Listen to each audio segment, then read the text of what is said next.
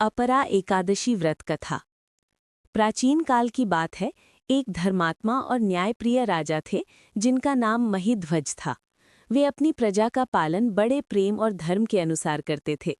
उनके राज्य में सुख, शांति और समृद्धि थी।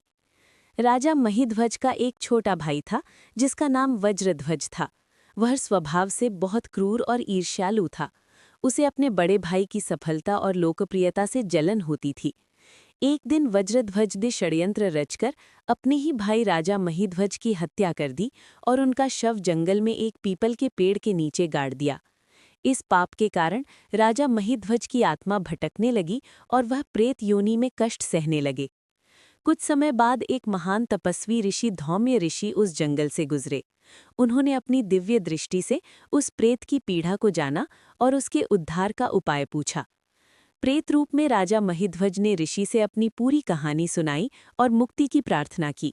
तब धौम्य ऋषि ने कहा कि यदि कोई श्रद्धापूर्वक अपरा एकादशी का व्रत करे और उसका पुण्य तुम्हें समर्पित करे तो तुम्हें इस प्रेत योनि से मुक्ति मिल सकती है। ऋषि ने स्वयं श्रद्धा और नियम पूर्वक अपरा एकादशी का व्रत किया और उसका पुण्य राजा महिध्वज को अर्पित कर दिया। उस पुण्य के प्रभाव से राजा को तुरंत प्रेत योनि से मुक्ति मिल गई और उन्हें स्वर्गलोक की प्राप्ति हुई। अपरा एकादशी का व्रत करने से मनुष्य के सभी पाप नष्ट हो जाते हैं।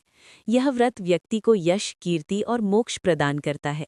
जो भी इस व्रत को सच्चे मन से करता है उसके जीवन के कष्ट दूर हो जाते हैं। हे भगवान विष्णु, जिस प्रकार आपने राजा महिध्वज को प्रेत योनि से मुक्ति दिलाकर उनका कल्याण किया, उसी प्रकार सभी भक्तों पर अपनी कृपा बनाए रखें। जो भी श्रद्धा से इस कथा को सुने या सुनाए, उनकी सभी मनोकामनाएं पूर्ण करें।